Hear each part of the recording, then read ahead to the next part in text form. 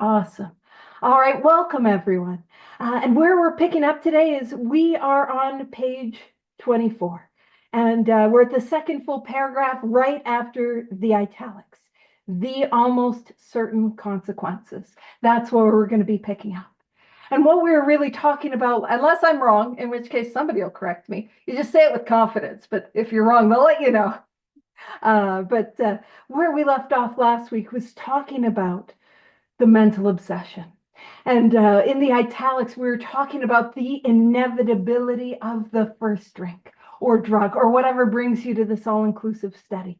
So, right here at this point, that's what we are focusing on, the thought that takes us back again and again and again. The thought that I have when I am as sober as I am today that tells me this time will be different, that tells me nobody will know, that tells me I just got to get it out of my system. The case of the suddenlies, that. So, the almost certain consequences. Now, I know that I am going to go on a tangent. So, Terry, did you want to take that first paragraph and I'll give it to you and then I'll take it in tangent? You got it, Paige. Sounds good. Okay.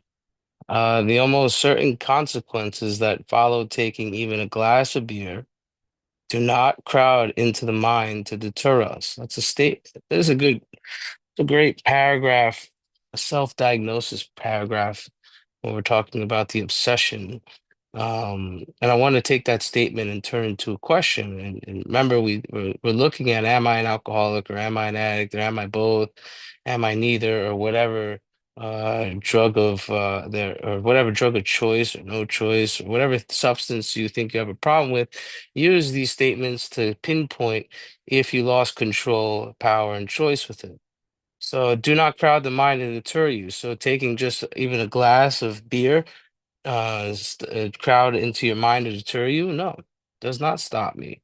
You know, if these thoughts occur, that's a statement. Do these thoughts occur? Well, yeah, hell yeah, they do. Are they hazy? They really are hazy. Looking back at it, I mean, think about your obsession in the mind when you're looking at something that you know that kicked the shit out of you for a long period of time, and you're like, oh man, there's the love of my life. It's hazy. It's like kind of, I don't know. It's kind of best way I could describe it. And it says they are readily supplanted with this old threadbare idea. I think threadbare means worn out. Paige, if you could correct me if I'm wrong.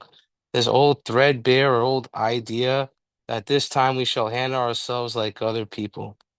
You know, what are these readily supplanted ideas? These old ideas that I have in my mind is when I look at the substances that I lost power, choice, and control with, I look at my experience with having a hazy mind, having something that has a logical reason to take it, even though it's BS or it sounds really trivial, but it sounds really good to me. Why on earth am I going to touch something that could kill me? You know, a normal person could just take something and be scared, poopless for the rest of their life and will never do it ever again. But what about me? You know, when it came to cocaine or alcohol or opiates, sleeping pills, I'm basically a garbage head. You guys could do the math your own. But when that stuff comes up to me, does it deter me? You know, no, it does not. I lost control. We're talking about the sober state of being when you're prior to picking up a drink, how you are mentally powerless over drugs and alcohol, right? In a sober state of being. This is the real stuff. This is the stuff that I hope we smash home to you because this is the scary stuff. This is the stuff that I can't plan for. This is something that I can't game plan for or prepare for.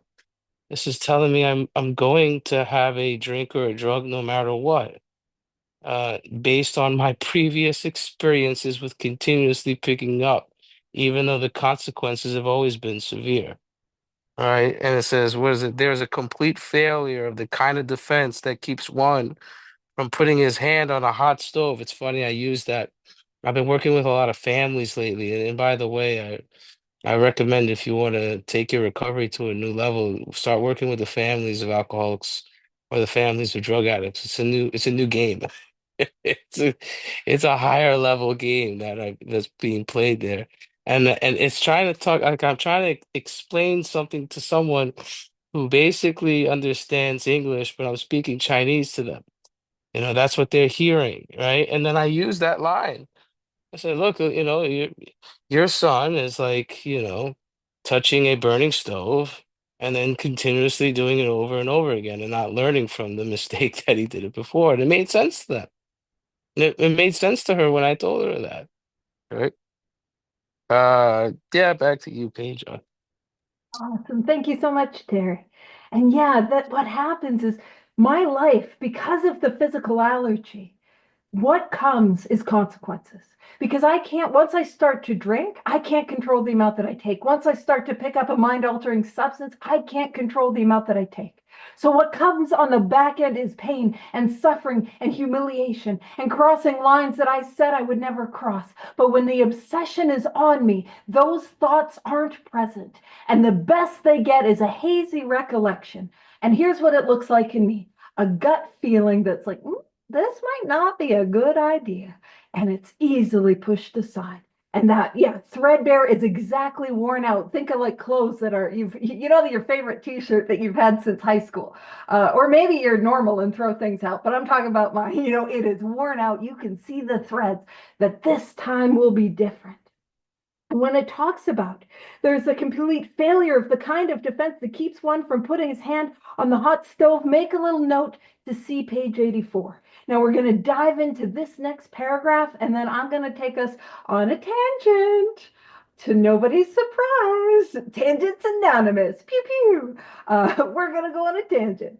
But it says the alcoholic may say to himself in the most casual way, it won't burn me this time, so here's how.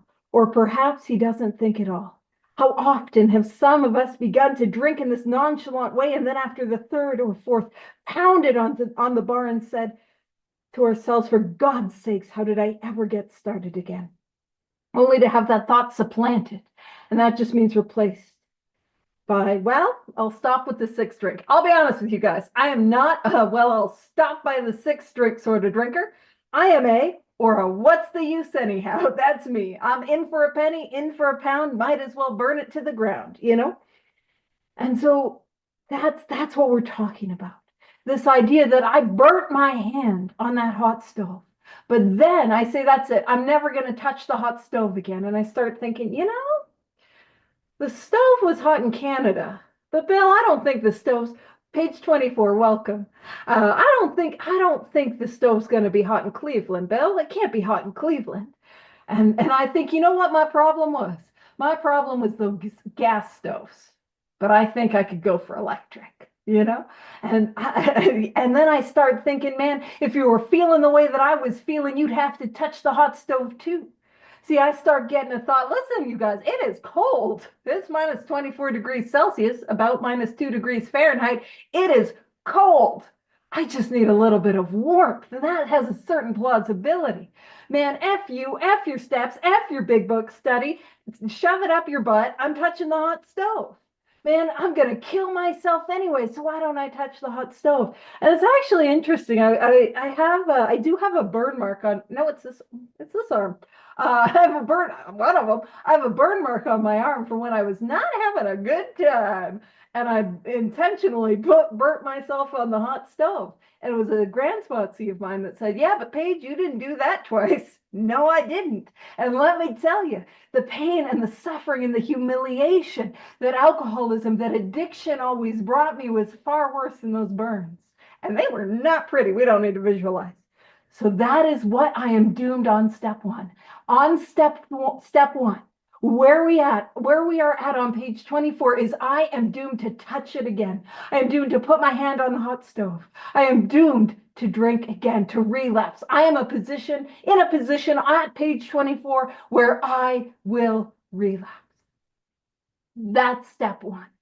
Now, we should give you a little bit of hope and a little bit of world lens into my little undiagnosed ADHD world. So let's bounce. Let's go to page 84. Let's rock and roll. I might do a lot of bouncing, Terry, and I apologize in advance. Terry's fine with it. So everyone else, I'm sorry. Page 84. And let's go to the very bottom paragraph of page 84. It's right below the line. Love and tolerance of others is our code. Even on the highways, right? Ooh, ooh, even in the grocery store. Ooh, even with your family. Oh, love and tolerance. Even on Valentine's Day, love and tolerance of others is our code. And what follows, that very, very bottom paragraph, is what is known as the 10th step promises. Step 10 promises. I should have just said it that way the first time. I wouldn't have created a tongue twister for myself that no one asked me for. All righty. And it says, and we have ceased fighting anything or anyone, even alcohol. Man, the fight is over. You know, the fight is over. And if you were here last week, you guys know what we were up against. The kangaroo. Some of you are like, what? I was not here last week. Why are we talking about the kangaroo? What? I am up against an illness over which, man, I got nothing. I'm up against a Mike Tyson. I'm up against this monster that's going to get me. But now the fight is over. We've ceased fighting anything or anyone, even alcohol. For by this time, sanity will have returned. The sanity that we're talking about is the mental obsession is gone. The thought to take that first drink, drug, hoot, hit high, engage in that compulsive behavior, it is gone. And here's how we know. It says we will seldom be interested in liquor, which means rarely. If tempted, we recoil from it as from a hot flame. And right there, you can make a note to see page 24. That's where we came from. And you see what happens on page 24. This time will be different. Nobody will ever know. I put my hand on the hot stove. I just got to get it out of my system. I touch the hot stove. You know, my problem is stoves in Canada, but stoves in the UK, it'll be okay. And I touch my hand on the hot stove. But you see at page 84, I know the stove is hot and I have no desire to touch it. And when presented with a hot stove, I recoil from it as from a hot flame.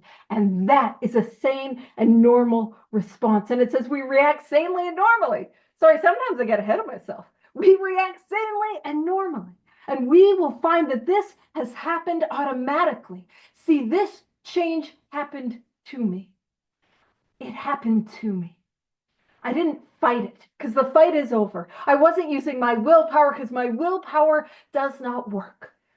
What happens is I take a course of action and this change comes over me. And you see, on page 24, we are right smack dab in the middle of step 1. And on page 84, we are talking about step 10. And so what has happened between page 24 and page 84? Well, other than 60 pages, that was math. Did that really quick. Don't know if I did it accurate. Somebody will correct me. I think I got it. Other than 60 pages, what has happened? Well, what has happened is steps 2 all the way through 9 up until 10. We've done the house cleaning. 4 through 9, clearing away the channel between me and that higher power. And as a result of that, the obsession leaves.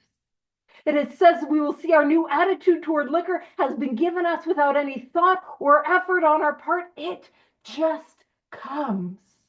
That is the miracle of it. I'm not trying to raise a defense. I'm not up against the impossible tide of alcoholism. That's not to say it didn't take effort, but the effort was not fighting alcohol. The effort was going after these 12 steps as a way of life, like my life depends on it, because it does. So it says it just comes. That is the miracle of it.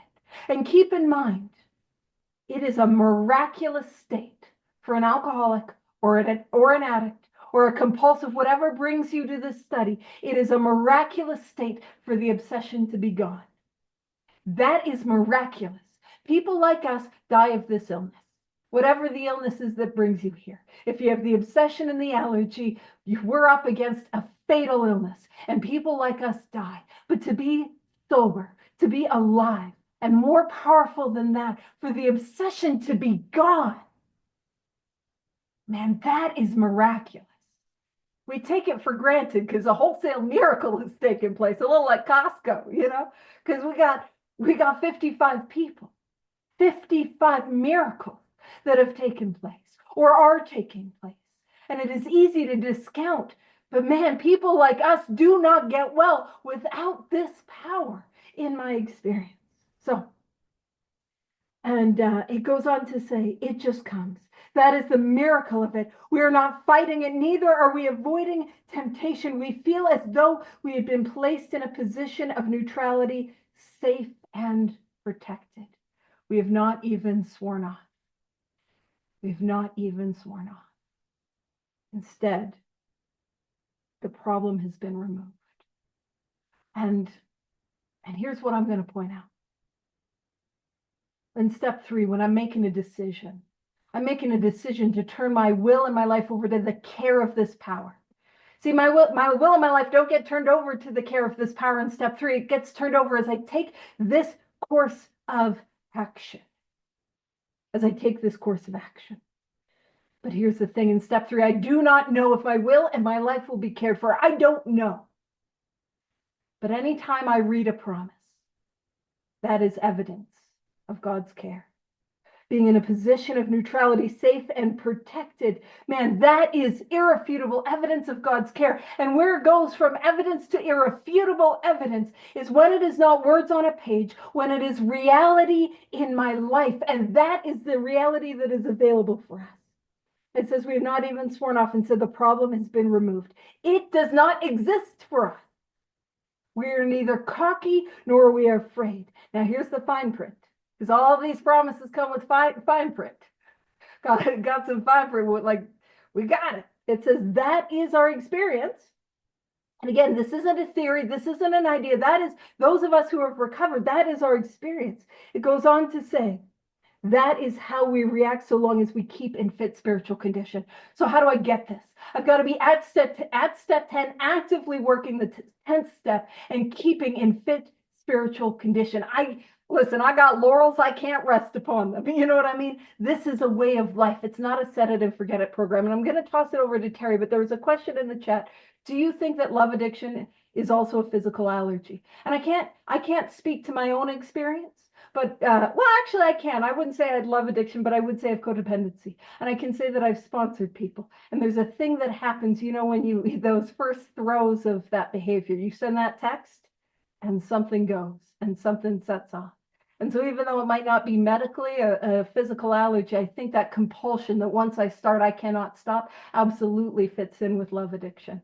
I'm not an expert, but I've worked with some sponsees where I'm like, hey, where's that sex idea you got? And they're like, nowhere. We're not talking about it. And the train's left the station and they're making some decisions. And there's not an ounce of judgment because I've been on my own choo-choo train of disaster. Oh, it's Valentine's Day. I'm thinking of Ralph Wiggum and that Valentine. Like, I choo-choo choose you.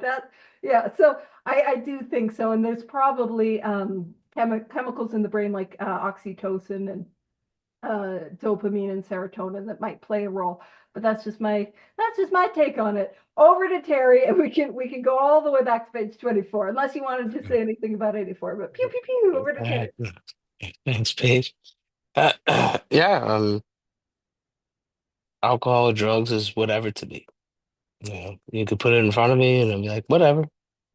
That's basically what this paragraph is telling me. I'm in a recovered state. Um, I have the obsession has been removed and I no longer drink and drug. But if I stop doing this work, and this is pretty clear from working with someone who just came back, who was on fire for this stuff and was rock and roll, and he let the AA way of the life AA gave him get in the way of his AA way of life, and he stopped doing the work. And what happened? He had a separation between him and God. Step 10 is all about living in the now, operating in the world of the spirit, living from moment to moment to moment.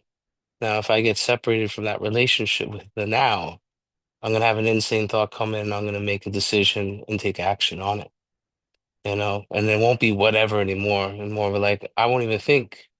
And just going back to 24, I like what it says. What's the use anyhow? I was a what's the use anyhow kind of guy. I was kind of screwed at the end, right? I don't even think at all sometimes. I black out. It's like all of a sudden I'm like, oh, and how did I get this drink in my hand? Or what's this lion doing in front of me? Like, or I'm even dreaming about it. I mean, even when I'm asleep, I'm thinking about it. It is, that's the love affair I had with drugs and alcohol. you know? And I get what I do is I get rid of the things that are blocking me and I have an acquisition of power. And I also have a relationship with this power. That's why it says on 85, it says the problem's been removed. What problem? Lack of power. Meaning lack of power is no longer my dilemma anymore because I've had an acquisition of it and I have a relationship with it. But I could become unrecovered and I could have lack of power immediately if I stop doing this work. This is why we're spending so much time in step one, smashing home this idea. Like, I mean, this is it's a depressing step, yeah. But it helps motivate me personally to continue doing this stuff. Because none of this, I mean, it's gonna say on the next page, almost none of us like the self-searching and the level.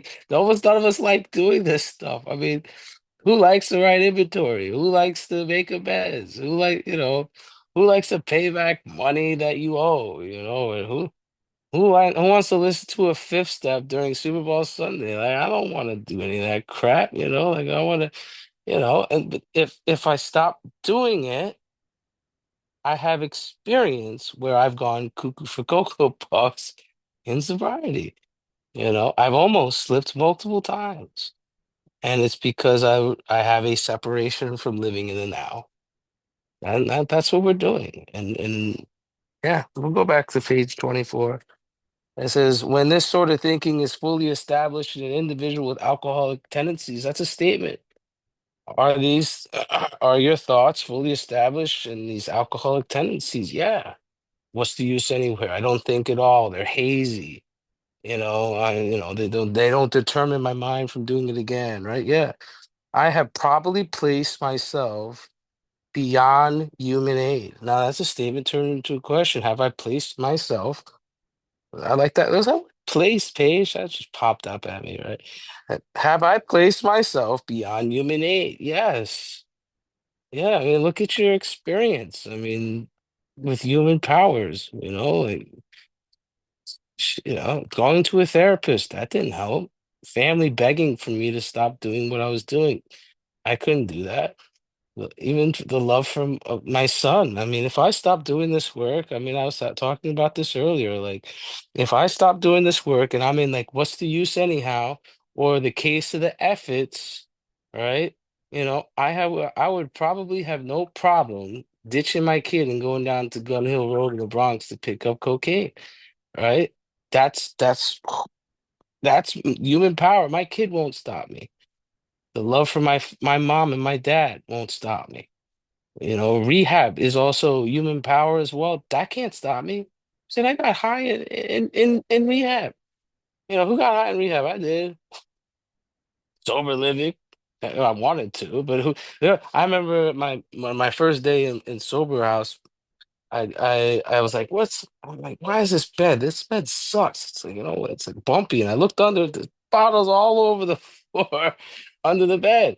Right. And it was crap liquor. It was like schnapps. Right. I was like, ugh, this guy's a terrible alcoholic, right? Dude. Right. I mean, we're beyond human power. No one's gonna stop me. I need power to stop me. I need a defense to stop me. Because me on my own power, choice, and control, I will drink again.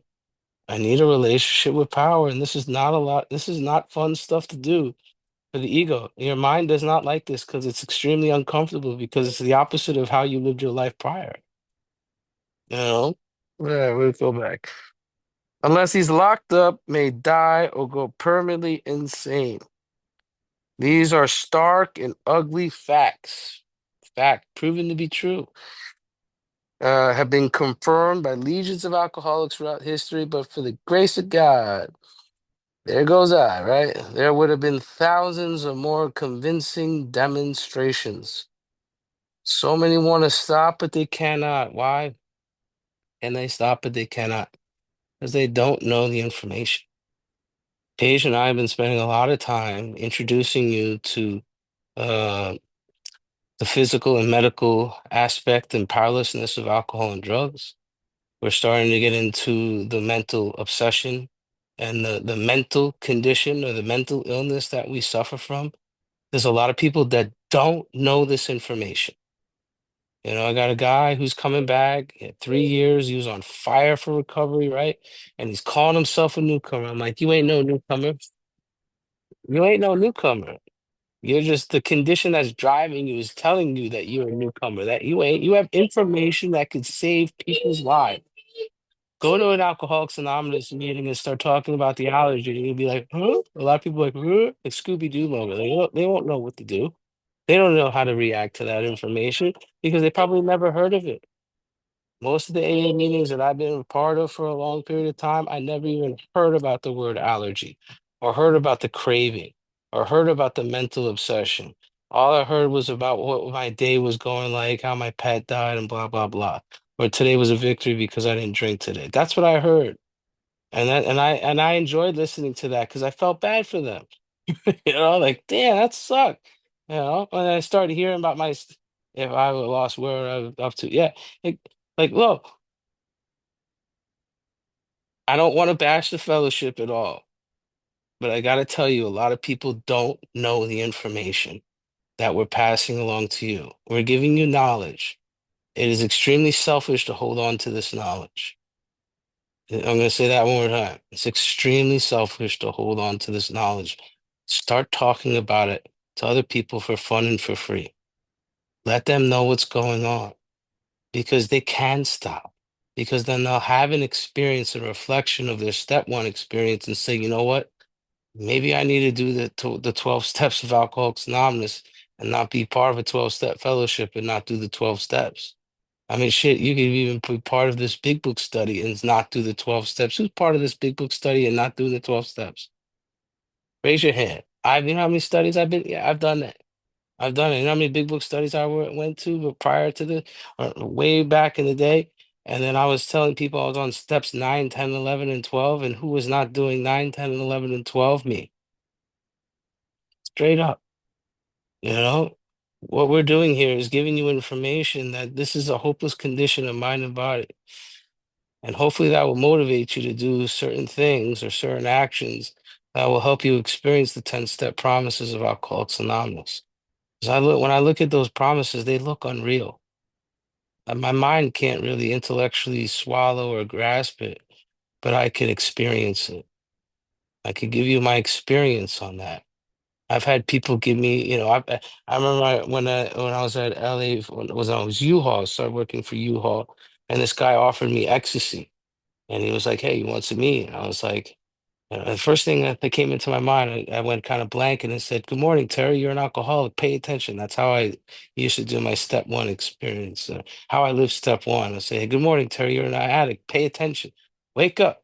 Remember the pain. Remember why you stopped." And I say, "There's a God. It ain't me." And I go to the third step. I said, "Do the right thing right now." And I said, "No, no, I'm good. Thank you." Right? Like that. I didn't do that. I lived in the moment. I didn't take action on that idea of using or getting high again. These are things that I can't really intellectualize, but I can only experience it. I have not tempted and recoiled from it like before. I've been placed in a position of neutrality. My wife is a bartender. I go to her bar all the time. Do you see me dancing or being in a swing, going up and down the bar? Having not, I'm not drunk doing it, but I have a blast while I'm there. And it's fun. I get a kick out of it because the more you see people that are drinking more and more, the more I can't understand what the hell they're saying anyway. They start slurring, they start having a great time, and it looks like it's not really a fun time. And I'm like, damn, I used to love doing this. This kind of sucks. I'd much rather go do something else. I'd much rather watch a movie. I'd much rather go on a Ferris wheel. I'd rather go bowling, there's other stuff that is actually more enjoyable than doing this, but I would spend hours upon hours at this place and not think once about drinking, even have alcohol spilled on me. Anyone got a wedding coming up? Anyone had that experience when in the beginning of recovery? Oh, I got to go to a wedding. Oh man, I don't know what to do. I need an escape plan. No, I've been to many, many weddings and had an absolute ball and a blast. We have a design that works in the fun times too, you know. So I'll shut up because I want to talk about page 25, my favorite page, one of my favorite page, second favorite page. It's so good. It's so good. Pew pew. All right. And so, as Terry was saying, at the bottom of 24, when this sort of thinking is fully established, the thinking is just as he said, the mental obsession. Do I know what it's like to put it down? It, as in the alcohol, the drugs, the addictive behavior, whatever it is, and say, I'm not going to do it again, only to find myself a day, a week, a month, several months down the line doing it again. And then it says, establishing an individual with alcoholic tendencies. Now I gotta find out whether I got some alcoholic tendencies. I gotta see whether I got some of these proclivities. So again, I do a big book bounce around on page 24, 25. And so I'm just like, my brain's kind of taking me there. So we're bouncing if you want. All bouncing is consensual. You don't have to come with me on any of these pages. But I'm going to take us to page triple X, XXX in the doctor's opinion. And if you're having a hard time finding it, go to page 1 and then flip the page back a page. That's where we're going to be. Triple X, kind of like, yeah, triple X.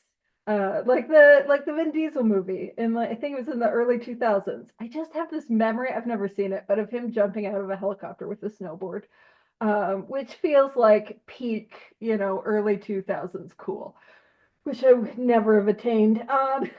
So we're going to go the bottom full paragraph. So on page triple X, it's giving these, yeah, Rebecca knows what's up. I've never seen it. I'm taking your word for it. Uh, but it's these 5 different types of drinkers. And then that bottom full paragraph, it says all these and many others have one symptom in common. So this one symptom sounds like some alcoholic tendencies or some addict tendencies or some codependent tendencies. It says they cannot start drinking without developing the phenomenon of craving. So is my experience that once I start, the more often than not, there's that thing inside of me that sets off and tells me more. And the more that I drink, or the more that I use, or the more that I text that person, or the more that I gamble, the more that I need to do that next one. Do I know what it's like to start and then have it take me? And if you're hanging out with us on a Friday night, especially on Valentine's Day, probably, I love you guys. Uh, probably though, right? Like, probably. Uh, so that is what it means to be somebody with alcoholic tendencies. Now, when I pair my alcoholic tendencies, my physical allergy, with the sort of thinking that's described on the bottom of page 24, which is the mental obsession, when I have both of those, I am beyond human aid. I am beyond human aid. And like Terry was saying, I can talk about all the things that I tried to put between me and that first drink, drug, hoot, whatever. And if they did not work, that is a sign. That is a sign that I'm hopeless. And it says, and then locked up may die or go permanently insane. Like those are the options for me. And the bottom page 25, we're gonna see that, man, the choice. I'm not a breast of choices. We've not got there's not a charcuterie of options for somebody like me. I don't know why that came to mind. I'm as baffled as you are at the things that come out of my mouth. Just shocked and appalled. Well, not appalled, maybe a little hungry if I want charcuterie. Finger cheese, alrighty. So it's when it talks about these stark and ugly facts confirmed by legions of alcoholics through history. Just think of like an army, like marching off a cliff, like again and again and again. People like us do not recover. And like Terry was saying, it is the grace of God. And grace is a gift that I did not earn. Now, let's be real. I got to take some action to get there. But I didn't earn it. I didn't deserve it. I didn't become worthy of it. I more than anyone here or less than anyone that's dying. You know what I'm saying? I took a course of action I did not like, I did not believe in. Spoilers for the next paragraph. And a change came over me. And so many want to stop but cannot. Absolutely. And it says there is a solution. And there's a couple ways to read that. There is a solution, as in singular solution, which for me is a spiritual awakening that happens as the result of the 12 steps. But it's also imperative that I emphasize there is a solution. We have one. We have one here today if you're new. We have one here today if you're coming back. We have one here today if you think you're a chronic relapser or define yourself as a chronic relapser. There's a solution. And if you're here today and there's pain and suffering, maybe you've been dry, for a while, or you got problems and those problems are piling up, man, there is a solution. And my sponsor, he talks about a solution, and it's good news that it's just the one, though. Because if I got this illness, I'm going to die or go permanently insane. I don't got a lot of wiggle room to try 36 different things. In fact, before I got here, I was busy trying those 36 different things, and they didn't work. You know what I mean? It's good that there's one because I can verify whether or not that works. And here it says, almost none of us liked. And that's what Thierry was talking about. Man, almost none of us liked the self-searching, the leveling of our pride, the confession of shortcomings, which the process requires for its successful consummation. To consummate is to complete, right? Do you know what that means? That means none of us showed up to the rooms of 12 steps and saw those bad boys on the scroll or shared on the Zoom screen or on page 59 and thought, oh boy, I can't wait to do that. A searching and fearless moral inventory? I've got a notebook right here. And sharing all of that with another person? Even my deep, dark secrets? Why, yes, I'm an open book. Amends? And before that, you would like me to be quiet for an hour? For an hour. Oh, I love sitting still with myself. It's my favorite thing. Oh, and then amends? Oh, goodness golly, I can't wait. Yes, paying the money, I'd love to. And with my ex, I've got no reservations there. Delightful. Prayer, meditation, God, that sounds great. And helping other alcoholics or addicts, why, yes, they're known for being so selfless, patient, reasonable, non-argumentative, nor reactive, and always on time. It just sounds like a great thing. None of us showed up in that way. None of us. We all did this thing. I'm gonna pull the curtain. We all audited the steps. We all did that thing where we sat in the room and thought that one, maybe that one, absolutely not that one. I definitely already did that one, even though I don't know what it means, but I already did it and I don't need to do it. Some of that, no, right? We've all done that. And what I love about the almost none of us liked, you know what that means? That means I don't have to like the steps to do them. That's good news. It doesn't feel like good news. And I'm going to extrapolate on that. More than that, it's did you know you don't need good motives to do the steps? Not a prerequisite. You know what else is not a prerequisite? Yeah, liking them, wanting to do them, thinking they're a good idea, not being afraid of them, having it all figured out, not a prerequisite. And that is the good news. The bad news is we got to do it anyways. And I really feel like that's my sponsorship. It's like, that's okay. Let's do it anyways, right? Let's do it anyways. And here's my experience. All the reasons that I have to not do the steps or to not take this course of action as a way of life, I stay sick. Even if I have the best motives, the best reasons to stay sober, the best desire. But if I take this course of action, whether I think it'll work, whether I think I'm worthy of it or not, regardless of why I'm doing it, I get well. And I get well despite myself. Anyone here ever, this feels like a Thierry question. Anyone here ever get well despite themselves? That's me, right? Yeah, I like take other people's inventory. I will tell you, it's a lot easier than taking my own. Yes. Yeah, I was also doing that when I got here. I was doing a full audit of the class. So I'm like, I'm way worse than you. Way worse than you. There's no way this could help me. And then the other guy, oh, I'm not as bad as him. And I was looking for all the ways. Oh, my audit didn't work out well because I wasn't like you, right? So none of us wanted to do this. None of us was excited about this. None of us was like, yay. But it says, but we saw that it really worked in others. And we had come to believe in the hopelessness and futility of life as we had been living it. As we had been living it. That too. There are two things in the 12 and 12 on tradition 9. It talks about great love and great suffering are our only disciplinarians. We need no others. We need no others. Now, alcoholism or addiction or whatever compulsive behavior brings you to the study, it has a job and it has a responsibility. And its job is to beat me into a state of reasonableness. Its job is to take me to the end of myself. But the recovered members of whatever fellowship I'm a part of, they also have a responsibility, and their responsibility is great love. Now, that great love is, of course, that welcome, please keep coming, the kindness, the inclusion, the bringing people in. But that great love is also that message of depth and weight, that solution to be properly armed with facts about ourselves, to be a demonstration. Great love and great suffering are our only disciplinarians. We need no others. And it says, when therefore we were approached by those in whom the problem had been solved. Solved. It is solved. Not just don't do it today. Just don't today. Solved. I'm not cured.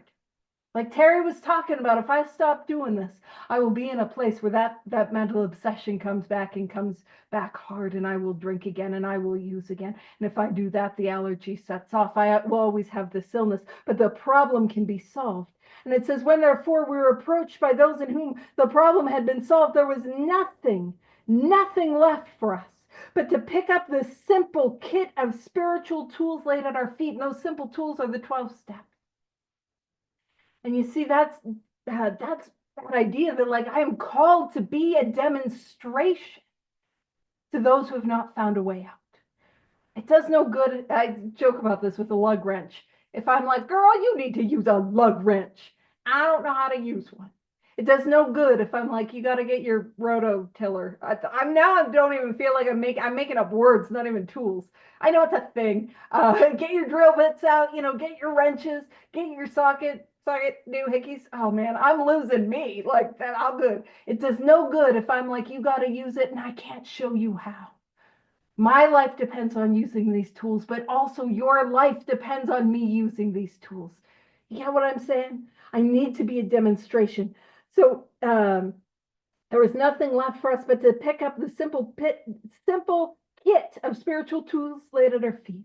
We have found much of heaven, and we have been rocketed into a fourth dimension of existence of which we had not even dreamed. I'm going to point out, last time we saw that fourth dimension of existence was in Bill's story on page 8, and it was catapulted. We have had some spiritual, technological advances I can't do the math, in several chapters or several pages. We went from catapulted to rocketed. And that fourth dimension of existence is a synonym for the spiritual awakening. Over to you, Terry. Pew pew. Pew pew. I like where it says requires, right? You guys ever heard that the only requirement for membership is the desire to stop drinking? That's a requirement for the fellowship. There's requirements to treat this little minion up here, which is the 12 steps of Alcoholics Anonymous. And I tell you, I didn't like any of them. I resisted every single one of them. I had defiance with every single one of them. But the moment I made up my mind to go through the process, the moment I said, you know what, I surrendered. I just gave up. I said, I'm just like Paige was saying, like, I don't like it. I did it anyway. Uh, my life changed. And I like these references to in. Where does it say? When we saw that it really worked inside of you. I saw it work in others. I saw you guys being a walking demonstration of the words that are in this book. And even though you had a crazier story than me, like I saw it, I could see it to believe it. I was a stickler for facts and results, just like it says in We Agnostics, but I could see it working in you. And whereas it said, therefore we approached by those in whom, within yourself, the problem has been removed. What problem? lack of power, right? They've had the they have the ability to go to a bar and have a blast and not drink. That's like mind-boggling to someone like me. I mean, especially mind-boggling to someone like me who just walk into a grocery store and be scared poopless to walk by the liquor aisle, you know? Today I don't have that problem. The problem is worked in me, right? I have found much of heaven. I really have. I'm part of Much of Heaven Club. I'm part of the Rocket of the Fourth Dimension Club, the club within the club, and this is, and I'll tell you right now, being rocketed is something that happens. I guess it's an effect right before the alcoholic ego or the addict ego dies. I guess there's a lot of resistance prior to doing these any of the 12 steps, right? There really is. I mean, I've fought tooth and nail with each one of them. I mean, man, I tried hiding my fifth step from my sponsor. He's like, you missing your sex conduct inventory? He thought he wouldn't notice. I mean, and when I actually did, and I laid it all out there and told him my dirty little secrets, I was rocketed somewhere. I like what it says in Bill's story. It was like a great clean, it was like a clean wind. It's like a clean feeling. It's bizarre. And that fourth dimension is described in the next paragraph. I talked about that earlier on page 8. And it says the great fact is just this and nothing less is that we've had deep and effective spiritual experiences which have revolutionized our whole attitude towards life. That's my mind. Right? I've had a complete whole attitude change towards life, which is my thinking, and towards my fellows, that's physical to the body, and towards God's universe, that's spirit, mind, body, and spirit. And they're all interlocked together. And as a result of that, is that the central fact of my life that today is that God has entered into my heart with absolute certainty that our Creator has entered into our heart and lives in a way of life, a design for living, a level of life, right? All those three aspects have been combined. My circle and triangle united, equilateral triangle. And I saw someone says meeting makers don't make it. Yeah, they do. Yeah, they do. When you create a meeting, you make it, right? When you create the fellowship around you, you make it, right? Absolutely, I need the fellowship of Alcoholics Anonymous. If I stop going to meetings, I feel like something's off. I don't know about you. Look at your current experience with that, right? What's the first thing? What's the first thing people stop doing when they go out and relapse? Stop going to meetings. It's pretty simple. F those guys. Anyone said that? I've said that before. I don't need that group. They're all ego. They're all talk. They're all BS. They all think about themselves. Blah blah blah blah blah. Right? But I need those people in my life. These are conduits and messengers of God. These are people who speak Alkanese. They speak my language. They speak the language of the heart. These are people where I get to help them because I have tremendous knowledge of the Big Book of Alcoholics Anonymous history and stuff. I give it away there. My purpose is to carry the message to these people that are still sick and still suffering. I absolutely need a commitment at a meeting as well to treat my spirit, keep me in the game, to keep me on a life of being self-sacrifice. Who likes to self-sacrifice stuff for free? I don't, right? Who gets paid by the hour? I do. Anyone get paid by the hour? What happens when you do a commitment at a home group? You don't get paid by the hour, but you get back in tenfold, a thousandfold when you do it, right? And then the arch nemesis, our mind, it gets changed, it gets revolutionized. I love that word revolutionize. I've had a complete change in the way I think. All right. You're looking at someone that does not think the way he used to think years ago, even yesterday. I mean, I'm starting to look at more people with more compassion than I've ever done in my entire life. I mean, I'm talking to, like, you guys heard it. I've talked to a guy who's on fire for recovery. He's got 2 days back, and I'm talking to him, and I'm I'm I'm listening to the disease of alcoholism talk, and I'm listening to his true authentic self-talk, and I'm having more compassion not to listen to his BS because I know that's not him talking. I know that's the condition that's driving him that's talking. I know when to poke the bear, I know when to lay back.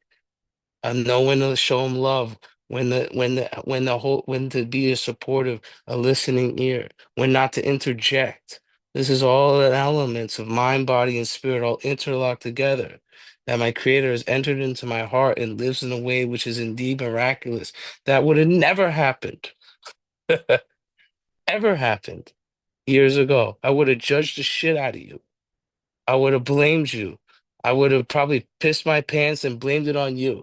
You know, like I was that kind of cat. I was the type of person that would take you down and take your whole livelihood down. That's not who I am anymore. And it says, is what is it? Into my heart lives in a way which is indeed miraculous. We're going to talk about miracles here. Expect miracles. When you do this work, things that you really can't explain is going to happen to you. And I began to accomplish these things for which I cannot even do for myself.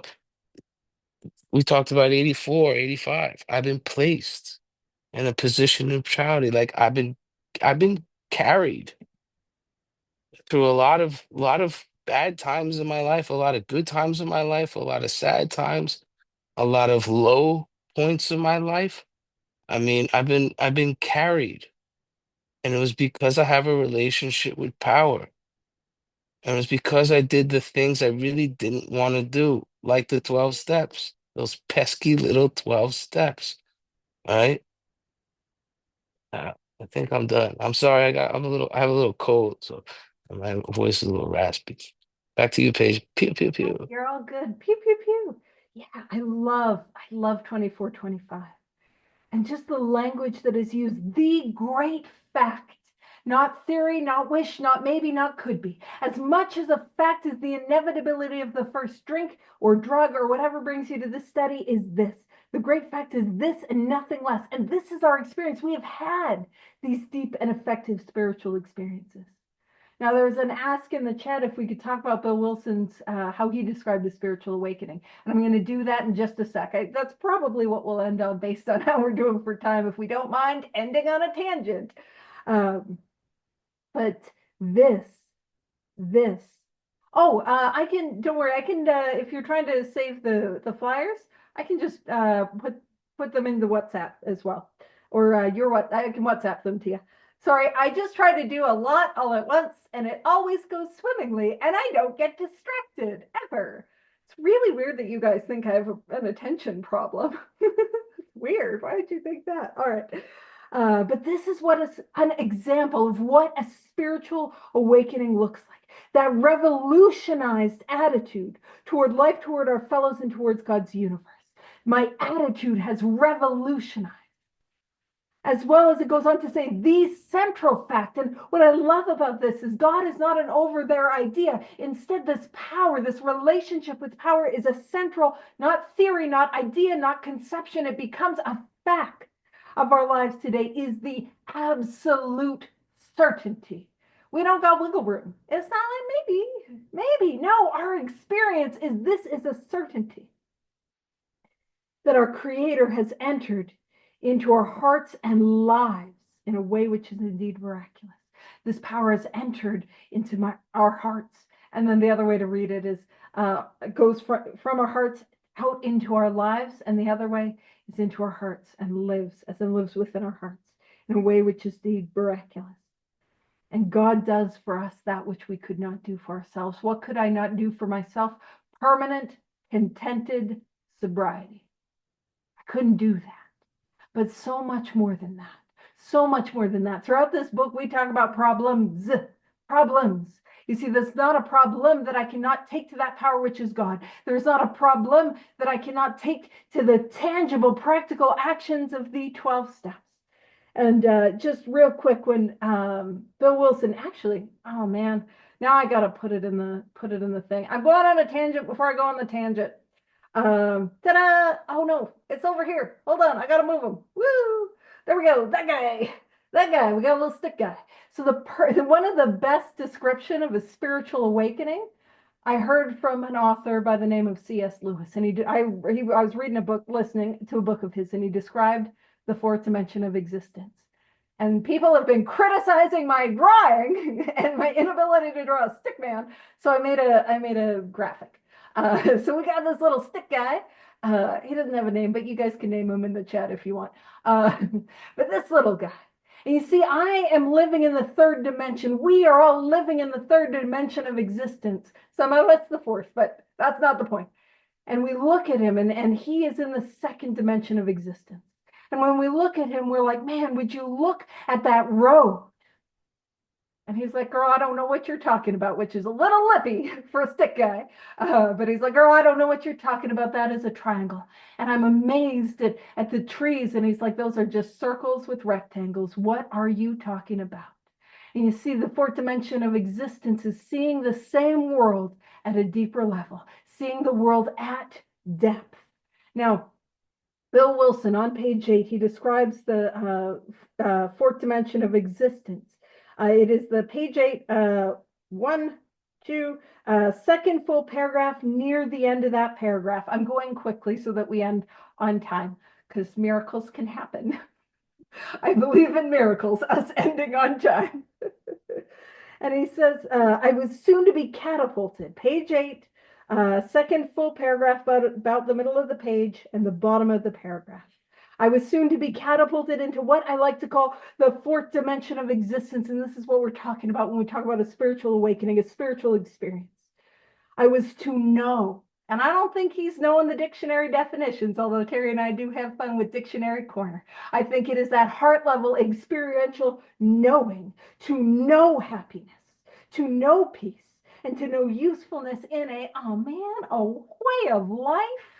Lame. I got to keep doing this, but one that is incredibly more wonderful as time passes. Now, with 1 minute left, let's pop over to page 14. Second full paragraph, Bill Wilson's spiritual awakening experiences. I mean, in the thing, it talks synonyms. For me, I use them as synonyms. Some people feel an experience is a more sudden and awakening is a slower. Synonyms for me. So page 14, these were second full paragraph, these were revolutionary and drastic proposals. But the moment I fully accepted them, the effect was electric. There was a sense of victory, followed by such a peace and serenity as I had never known. There was utter confidence. I felt lifted up as though the great clean wind of a mountaintop blew through and through. God comes to most men gradually, but his impact on me was sudden and profound.